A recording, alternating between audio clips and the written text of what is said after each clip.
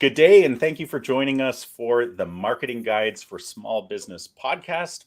I'm Ian Cantle from Outsource Marketing, and I'm joined by Ken and Paul from Changescape Web and Jen Kelly from New Initiatives Marketing. If you're like many growing businesses, you wonder whether you should be hiring an in-house marketer or continue using vendors or marketing agencies. There's pros and cons to both models. However, I've observed a tendency by some business owners to naturally gravitate towards hiring in-house employees because that's what they're familiar with. They think they'll have more control and they think the results will be better, and they sometimes think it will also save them money. But is this true? It's a big decision which could have long-term ramifications on the profitability of your business. So as marketing guides who have worked corporately where we hired marketers and now as agency owners, we want to help you avoid the biggest pitfalls by asking the important questions that you need to ask before hiring an in-house marketer. So let's jump in. Jen, the first question is for you. Why do businesses sometimes gravitate to hire an internal marketer versus an agency?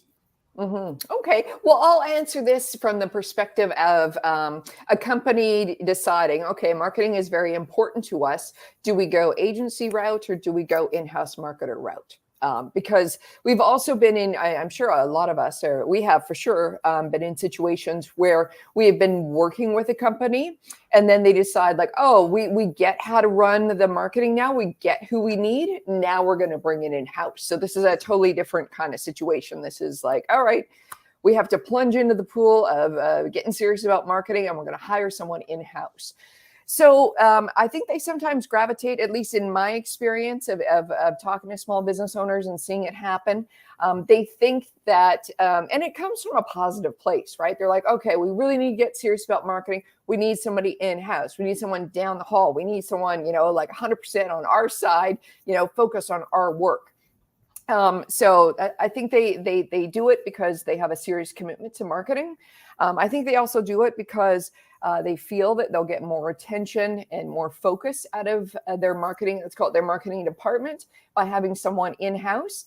And I think they actually wildly underestimate what marketing means, and in thinking that one person can do it all. You did mention as well about the finances. So the cost of it, like, oh, if we bring someone internal, we don't have these agency fees and whatnot. Everything's like, salary, benefits. It's more, I guess, more stable or more predictable for payroll. But what they seem to fail to think about is, okay, what actual work do we need done? And can that one person do all the things that we need doing in our marketing department to support our company within, a standard business day? So, and foreshadowing, the answer is no. But I think the reason they do it is really from a positive place, thinking that, we need to get serious, and serious means, a full-time in-house member of our staff. I love that. I love that you've put you're getting into the head of a business owner, because you are a business owner, which is fantastic.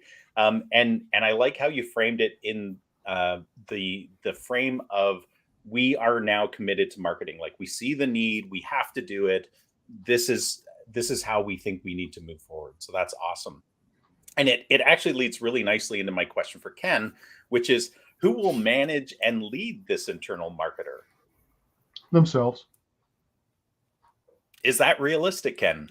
No, maybe you might get lucky. I mean, the reality of marketing today, well, it depends on the business's situation, right? I mean, so if you're trying to build out a full digital marketing presence where search engine optimization, social media, reputation management, lead generation through Google ads or whatever channel, Facebook ads, whatever, that starts to get pretty complex pretty fast. We've talked a lot about on this show that omni-channel is really best when it aligns, and works well for your business. Not every business needs that, so in some cases, if you have a really specific need for what you're trying to accomplish with marketing, then you might be able to hire an internal person that that can really that already has the expertise and can really go in and focus on doing that. Somebody does still have to manage and oversee that person, so it's going to fall to somebody in the management team that's already in place. Uh, the management team, I mean, if you ask them to report to the CFO, you might get numbers focused too much and not give something enough runway to be able to pay off and show the results. Because you look at it as maybe as an expense instead of an investment. If you're, the owner or main manager of the company, it's just one of another whole series of things that you have to add to your responsibilities. I think that there's definitely a time and a place to bring in internal resources to do this, or train somebody within your team, but somebody needs to have the overall visibility of what is a good marketing strategy and plan, and setting common expectations, and oftentimes even a common language that people use to communicate across the board. So I think there's this concept out there we've talked about in the past called fractional CMO. So you might be able to have a fractional CMO provide the oversight and direction for internal team members. That's going to be more focused on the activities and the outcomes of what they're doing. It's not going to deal with any internal, personnel related issues or things like that. You might be a little limited in terms of measuring. There are tools that you can help measure, how many hours they're working on a specific task and things like that. I don't know how effective those are at the end of the day or not. I think, but yeah, it's certainly something that every business needs to consider. I think the biggest thing is you've got to just ask yourself, what are you trying to accomplish? And you need to have some way to level set your expectations about the results you're going to get.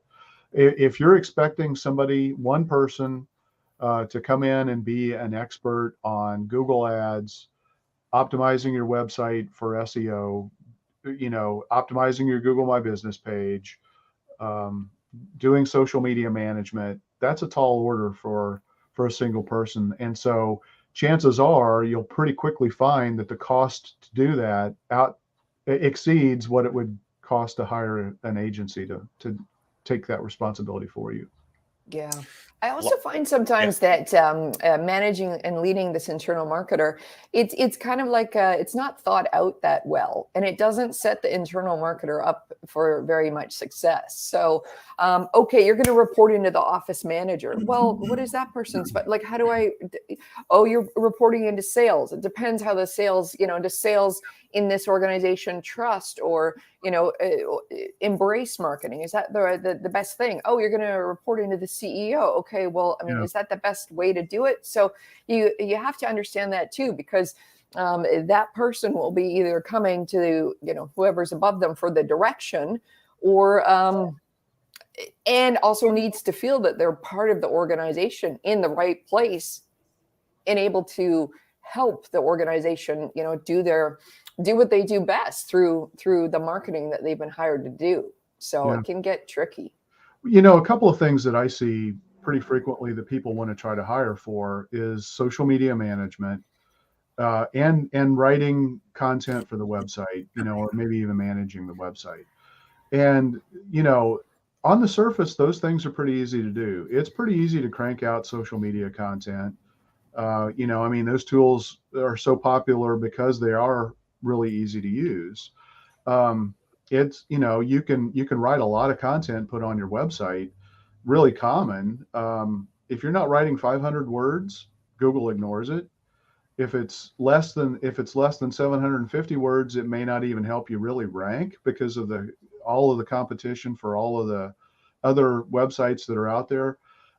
You may be getting production and activity, but it may not be helping you toward measuring the goals and working toward the goals that you really need to achieve. So that's a really big trap, I think, that the businesses can fall into. Yeah, you can hire people to do activities. Are they the right activities? One, and two, do they even have a chance of helping you achieve the goals and objectives that you set out for? If you've even defined what those are. Yeah, yeah. When one of the you guys both alluded to this, but this conversation actually comes up.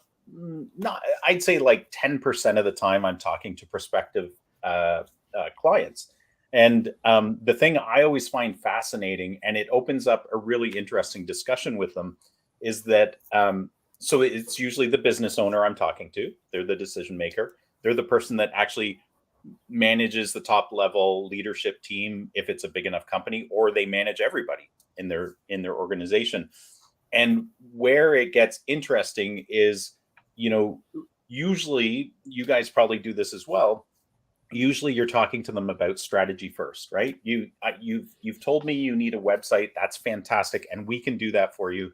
But what's your strategy? What's your core difference? Who's your target audience? And then you get down through the conversation and they're all sold on it. And then you talk about price and they're like, well, you know what? I think I'd rather hire a junior person in-house than do this. And what is the biggest challenge to that now is that, well, what strategy are they going to use? You alluded to that.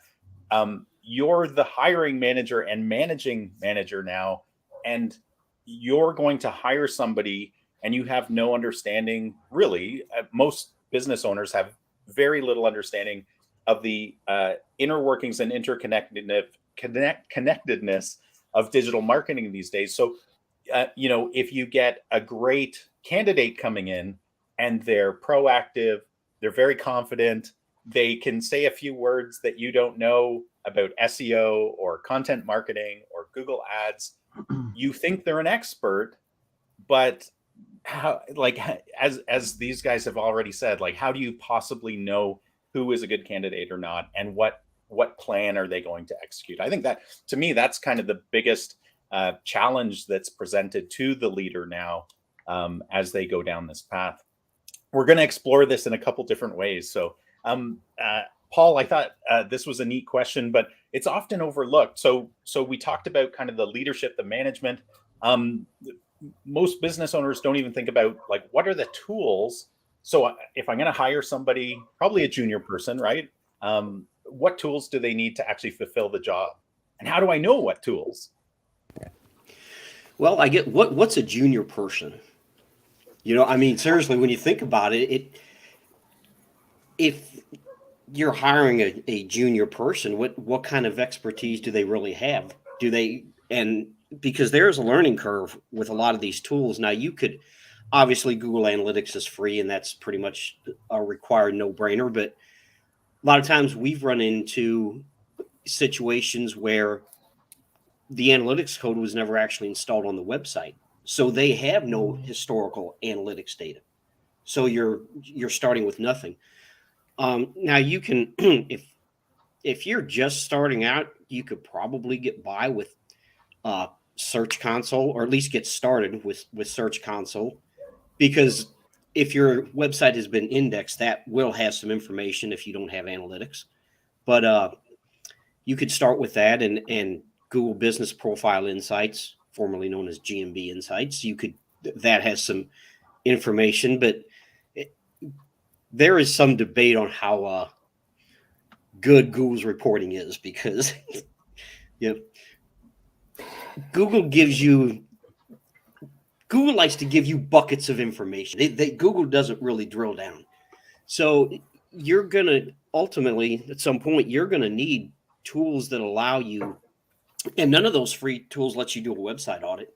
None of them let you Search Console, if you know where to look, it will give you some information on broken links. And they're actually getting better about that. But you're going to need something that finds broken links. You're going to need something that looks for technical SEO issues. And this person you're hiring, can they fix those? If you have a structured data problem, do they even know what that means, much less how to go about fixing it? So And these tools are not cheap, and you probably don't need a whole host of them, but it, like you said, it is something that needs to be considered, because some of these things, they can be a few $100s a month or more. Sure. Good. And can I just ask the question in a different way before you jump in, Ken? Because I actually see an error in my ways of how I ask this question. If I were to ask it in another way, I would say, hey, Ken, hey, Paul, hey, Jen, how much, not which tools specifically, because we won't go down that path too far, but how much do you guys, and it's just ballpark, do you guys, in order to do the work you do exceedingly well for your clients in digital marketing, do you spend hundreds, thousands, a couple $100 a month, a year on tools just to be able to analyze, deliver the services that you're doing in a great way? I don't know if that's a fair question, but sure. Yeah, I'll say, well, thousands annually. I mean, not Yeah. like 100,000, but a fair chunk for sure. Yeah. And then each of those, it does have a learning curve to it for sure. Unless even if you are super technical, I mean, we're going through that right now with someone who is she's super gung ho to learn something new and very well versed technically. And you don't have to spell it out for her. So opposite of me for sure. And, even she's having, it's, coming up the learning curve a bit slower than, even she would anticipate. So depending on the tool too, you gotta build in that learning time. I would say typically to build the infrastructure that the typical marketing agency has in terms of tool sets, just to do pretty much straightforward blocking and tackling, SEO driven kinds of digital marketing, it's in the thousands per month. You've got to have a call tracking system. You should anyway. I mean, and you don't even know the right tools that you ought to probably have. You may have to pay for a license for a form builder. You can use a free form builder. It's going to cause you a lot of problems. You'll really regret it. So it's not a huge expense, but it's an expense. If you do anything like building quizzes or surveys, to help segment your audiences, so that you can more effectively nurture them to buy whatever is going to be most natural for them to want to buy. Landing page builders so that you can do A/B testing to make sure that you're getting the best bang for the buck, with the ads that you're driving traffic to, and making sure that you're getting the best conversions. All of those tools, I mean, there are probably, and if you look at the world of MarTech, I hate that phrase, but it's marketing technology, MarTech, it's an explosion of tools. I mean, there are just massive numbers of tools that are created and released each and every day. Some of them become obsolete. Some of them do really cool, gee whiz kind of cutting edge things. How do you decide? You believe me, I speak from authority on this. You can spend a gazillion dollars on tools if you're not careful. That's called shiny object. What's that? That's called shiny object syndrome. I was just going to say that, Paul. I'm as guilty of that as anyone, because I'm always looking for something that will help me do my job better for my clients, right? And I know you guys are as well. That's our obligation. But this is from people that know really deeply what we're doing, right? And right. We can get lured into tools that actually don't fulfill what we want. And I can't imagine, either a junior person, and I thought I should define that. To me, and this might be different for each of us, but to me, a junior marketer is somebody with 1 to 3 years of experience. And usually it's, that's how the pay structure of marketing usually works. And then after you have 3 years of experience, you kind of get bumped up to, an intermediate or something like that. But, these people are usually pretty fresh out of college, big theory stuff, not a lot of implementation experience. So, yeah. And, something else, going back to the tools, a lot of these tools come with free versions that have serious limitations, because the idea is they want you to buy the full version.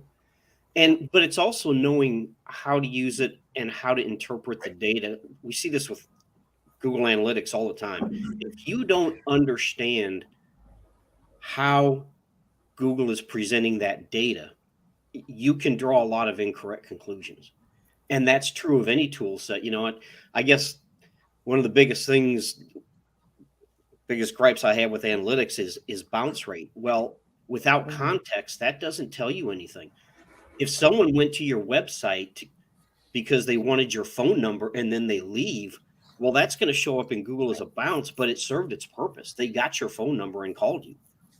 So you have to have context. You have to look at that in connection with things like dwell time and, but if they go and look at a blog post and leave, that's a bounce. But if your average time on page is 7 minutes, well, people are reading the blog post. So it served its purpose. So you have to understand the context in which data is being presented to you as well.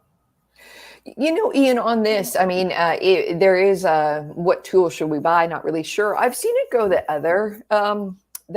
other extreme where it's like, oh, we'll just buy HubSpot and that'll solve our problem. So the amount of clients that we've started to work with, which have just sunk so much money into this thing, and either haven't turned it on yet or barely use it as an email marketing tool. It's just like they're really overbuying, hoping it's the silver bullet. Mind you, it's kind of marketed that way. I mean, not just to pick on HubSpot, but any of this is is the silver bullet. Because I'm still looking for the silver bullet. Let me tell you. Oh, Paul has it. Paul is the silver bullet. Well, hey, let me ask the next question because I think this leads in well. Jen, what will these people be doing every day, and how will they do it? I know that's a very broad question. Yeah, well, that's the thing. It's so interesting too because okay, so broadly speaking, if you're hiring in a marketing person, depending on what's going on with your company, you're probably in one of two camps. One camp being perhaps there is a job description and a well-defined role for the person to slide into. Everything in the company is working seamlessly, or like it's very established, right? The other thing is, it is a little bit more chaotic.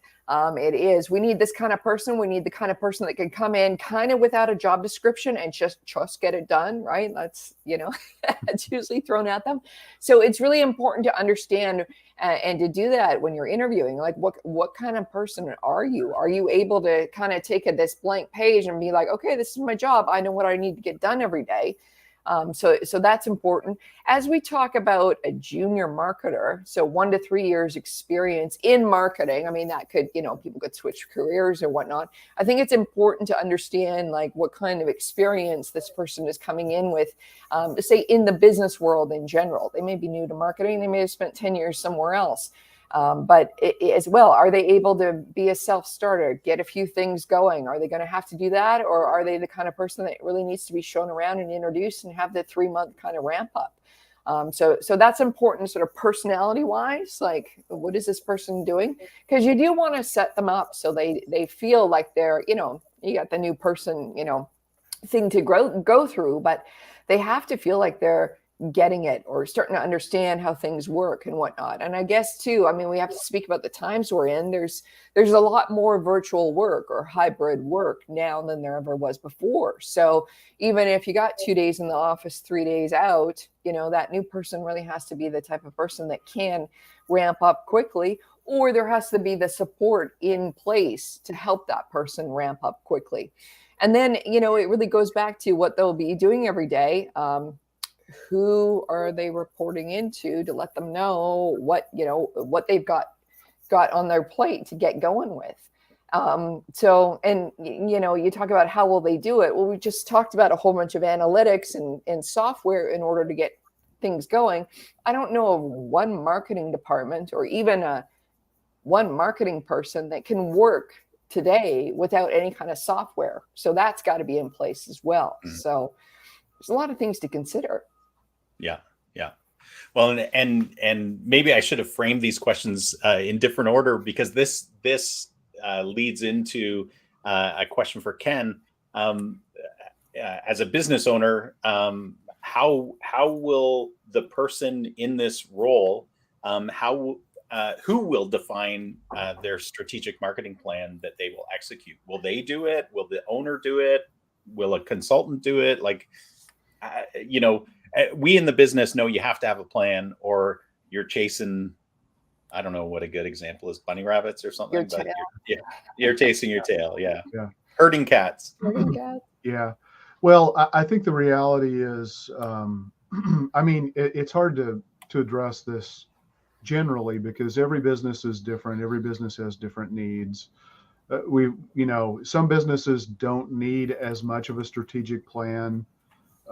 Based on the size of the business, they just need to find, two great lead generation channels. It could be Google reviews and a paid ad strategy, depending on the size of the business. So when you're talking about that, you're probably not talking about hiring somebody full time in to just do those two things either. But yeah, I mean, just over the last 4 or 5 years, it used to be that you needed to have 7 touches from a marketing perspective to make the sale. It's now more like 12. And the world is getting more and more complex because we as businesses have less control over the buyer's journey than we used to have. The buyer has most of the control. And so you need to really think through, what does that journey look like? Well, that's strategy. When you start to get into those questions, what channels do I need to be using? Where do they spend time online? Who are the people that I'm trying to target? I mean, there's just a lot there. So I think, probably the best thing, you're either going to have to hire somebody and hope that they can go do a really good job of reading a lot of articles. Maybe they do that on their own time. Maybe you pay them as part of their time to go read a bunch of articles and put together something that sounds good based on the information that they read. Or you hire a marketing guide basically to help you put that in place. Obviously I'm biased. I think, I mean, as a marketing company, we work with dozens of companies across different sizes, different industries. We see what works, we see what doesn't work. And we also have a peer group that we can very easily reach out to and ask questions that, if you hire somebody in-house, they may or may not have that group to really go out to.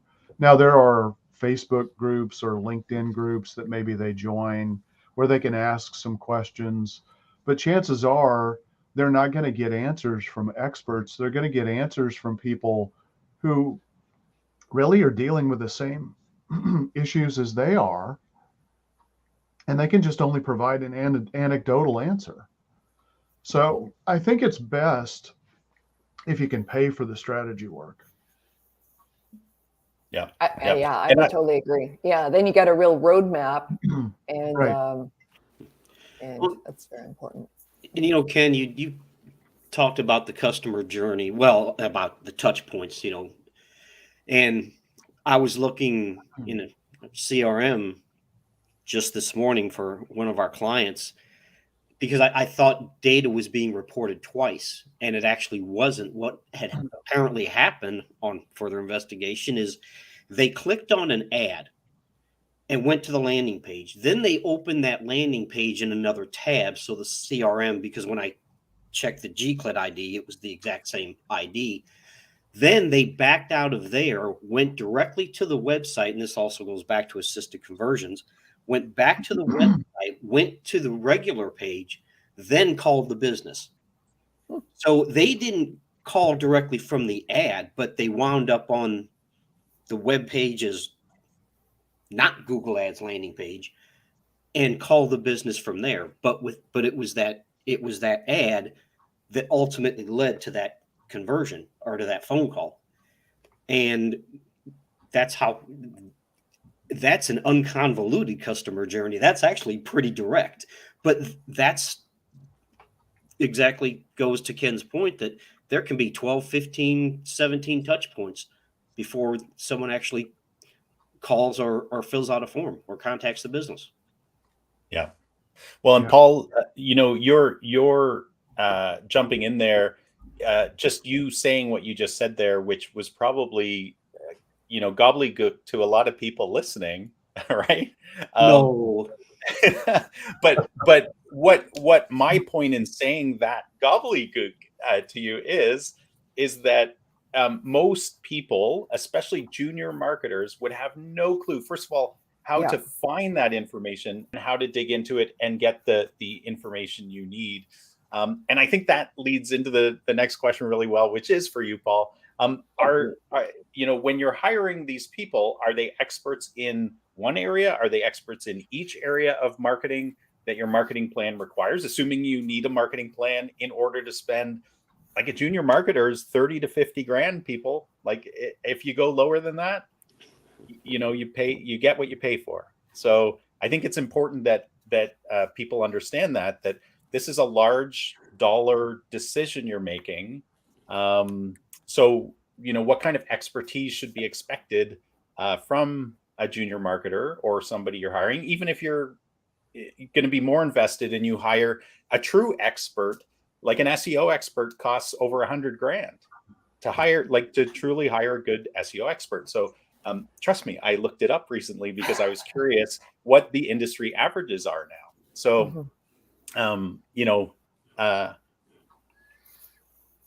Yeah, yeah, that's a good point. What you said about how much it costs to hire, even if you hire someone for $35,000 a year, they're not going to stay there very long. Hopefully, I mean, from a salary standpoint, they're not going to make $35,000 a year for the next 10 years of their life. But if you offer any benefits on top of that, okay, that adds up. You could probably hire an agency for $3,000 a month. So that's $36,000 a year. Well, it's going to cost you more to hire someone internally. And back to your question, there's no way they can be an expert in every single area. You just can't do it. Not at that price. Well, I mean, even just, well, correct, but even realistically, because I'm more of a technical person, okay? I am not the person you're going to talk to if you want something creative done, all right? I can make stuff work, but I am not a designer, and that tends to be true. Technical people are not overly creative. Creative people they're not technical, and that's just the way the human brain is wired. You have right brain, you have left brain, and so you cannot be an expert in every area. And some things, if you're talking about SEO or web development, okay, are we talking web development or web design? Those now there are page builders and tools that make that somewhat easier, but there's a difference between design, making it look pretty, and development, making it function correctly and building it with SEO in mind. And like I mentioned earlier, things like structured data, is a graphic artist or a designer going to be able to implement structured data properly? Probably not. So you're not going to hire someone. There is no way you can hire an in-person, there's no way you can hire someone that can do all these things cheaper than you can hire an agency. I just don't see how you're going to do it. Yeah. Totally agree. And Jen, my next question was, what level of marketer will you hire? And I think my peripheral vision picked up that question while I was bringing in Paul on his question. So I apologize if I've overlapped a bit, but maybe talk a little bit about that. Well, I think, so what level of marketer will you hire? I mean, that's the thing. Like, what do you need done? What kind of person do you need on your team? Do you need someone to come in and say, lead and set up the marketing department and work well with sales and understand that everything we do in marketing has to somehow lead to helping sales close deals? And this kind of goes back to what not necessarily what level, but also to what Paul said, because within marketing, there's a whole area of branding where design and color and form is just vital. But if you're hiring sort of more of a branding person and you're expecting them to give you the kind of data that Paul just did about what's going on my website, you're going to be very, very disappointed. So you got to make sure that you're hiring the right kind of person. And when you say the right level, not typically, okay, my journey had been, and I have seen this with some others, and chime in here what your guys' journey was. But when I came out of school, it was very focused on, okay, I was doing retail marketing. So we're in the head office of a national retail chain. And we're like, okay, we're responsible for promotions. And it wasn't until like my next job move, which I was exposed to direct mail. And I'm like, oh, look at this. I know it sounds funny, but to actually, start working in it, and how do you plan campaigns, and what's different about this than the in-store and whatnot. So the more experienced of a marketer that you have, typically the wider breadth of experience they have had, and they'll be able to come into your business and say, okay, yes, I'm going to pull in all my experience, and these are the things you need. Whereas if you hire someone junior, say new to the marketing discipline, they're going to know how to do a couple of things, and it might not be, it might be a hammer looking for a nail in that kind of way. So the whole money thing is really important, and I do understand that we don't have an unlimited budget. But what Paul said about, you can hire an agency for much less than you can hire one single person. And Paul, I think you alluded to it, but that agency, think of the agency coming with, your 10-person marketing department instead of your one person in-house person. So it can, even if an agency is charging much more than $3,000 a month, if you're going for value for money, it might be the way to go. Yeah, because an agency generally has different people with different specializations, where one person isn't going to have that. Yeah, exactly. Yeah. And you don't need it all the time. You don't need someone looking at your website, looking at Google Analytics for 10 hours a day. You need someone to dive in, see it, understand, provide some insight, provide some, point of view or opinions on what should change or what's going really well. But, that person's not going to be staring at that for, 10 hours a day. So if you hire that type of person for your in-house marketer, like it's a poor use of time, a poor use of skills. So yeah, you got to ask a lot of those questions around that. And if you're listening to this, just kind of being blown away by it, us in marketing are blown away as well. I mean, when I started in marketing, we had to be concerned with TV, radio, like out of home, so billboard, buses, and whatnot. TV, radio, fax ads. Do you remember those, guys? Yellow pages, fax machine Direct ads. mail. Yeah, direct fax mail, ads. right? Oh, the fax But ads were horrible. it was And enough we have a so good someone fax. could be, but it was enough so someone would be like, okay, yeah, here we go. Now there's so many different, different channels. Are you online? Are you offline? And then deeper within that, how do you, cross-reference it? How do you get the analytics? How do you, there's just so much more to pay attention to that. I mean, we're all quite keen on our marketing skills and whatnot, and we can't even do it all, so Yeah. Be aware of that for sure. Well, yeah, I mean, I was talking to a friend of mine the other day who jumped in and got in, created a side business doing websites and SEO back in the early 2000s. And at the time, it just took a little bit of SEO and you could rank. Now it is so much more competitive because more people have jumped in. There's extra complexity there. There are so many signals that you have to recognize to to be able to take advantage from an SEO perspective. The world changes, and the acceleration of change and in digital is really fast. So, and the other thing I want to mention is, a lot of people are like, oh, really? Seriously? I can hire an agency at, a fraction of what I might pay a full-time employee. That sounds too good to be true. You got to realize we've got economies of scale. We've already purchased the tool sets that we can use to deliver for multiple clients at the same time. If you probably have to make the same level of investment or pretty darn close just to run the marketing for your business. So there are definitely things that kick in from an economy of scale perspective. Last thing I want to say in terms of salaries is most businesses seriously underestimate what the cost of an employee is. Mm. I come from a world where my previous life before marketing, where I bid on federal contracts in the US from an IT information technology perspective. You have to do a rate buildup. You have your direct labor costs. That's the salary that you pay somebody. Then you have to expense all of the benefits. What all benefits do they get? Is there a training benefit?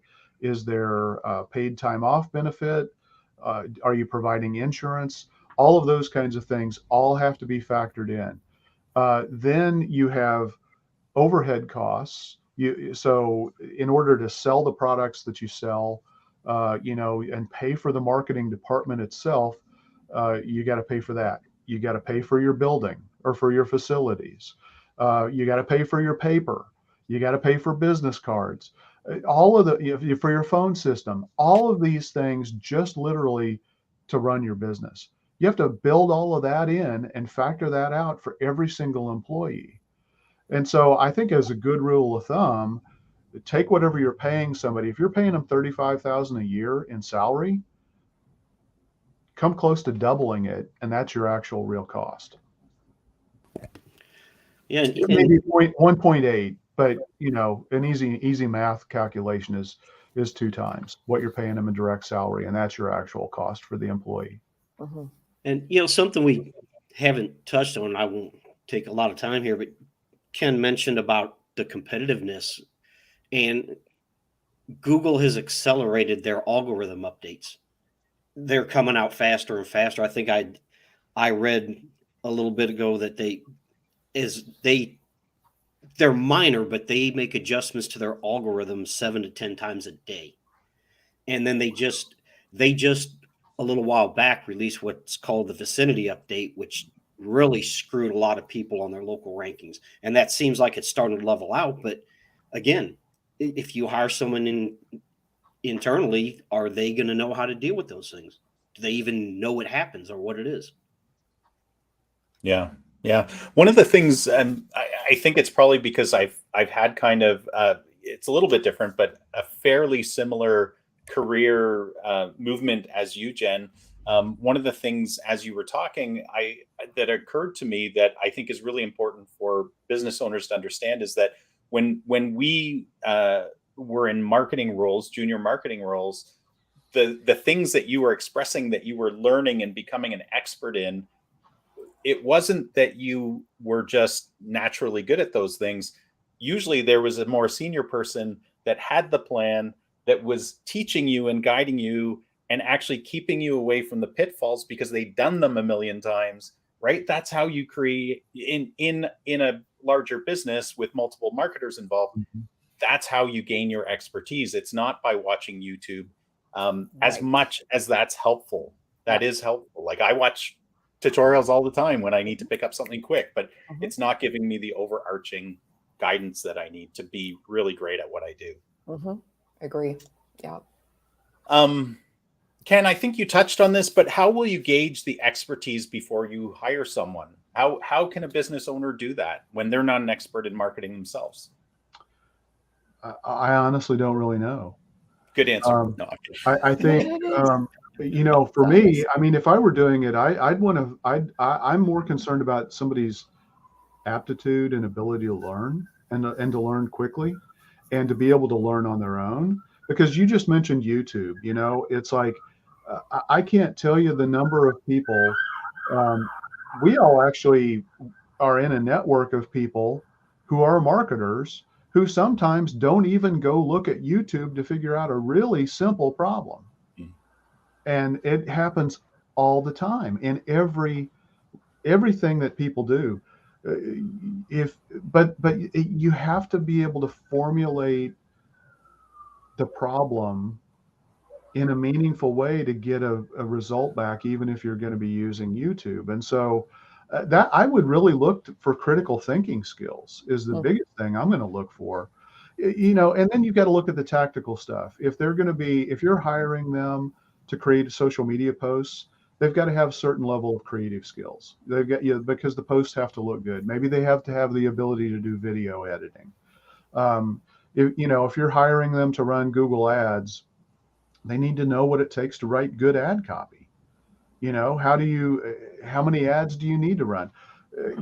So you can ask them, kind of exploring questions, but is the typical business owner, do they know that you need to be running 4 to 6 variations of Google ads for every every ad campaign you're doing, just to be able to get the most out of your Google ad performance? So how do you, if a lot of people are probably just going to hire somebody and run one ad. Okay, well, you're missing a big opportunity and you're wasting a lot of cost. So right there, it's pretty easy to justify the investment of hiring somebody who can provide that level of guidance and expertise, just because of the money that's wasted. Just And because what you're saying learning too, their Ken, inefficiencies. and what you're saying too is that you as the business owner are taking them on a work to learn experience. Essentially, you're paying for their real life education and implementing the marketing at your expense, but also potentially at the expense of the results, right? Because Yeah. we all learn micro wins and failures and different things we do, and Right. that would be magnified there as well. It's really easy to waste a lot of money on bad marketing.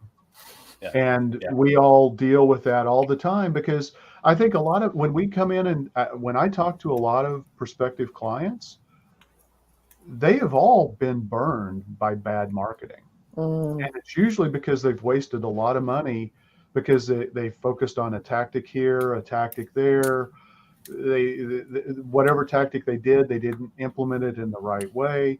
I'm not blaming anybody. I mean, it's hard to know. I'm not going to go repair concrete because I don't know what the hell I'm doing when it comes to that. So, I mean, for me, I'm going to hire an expert to go do that.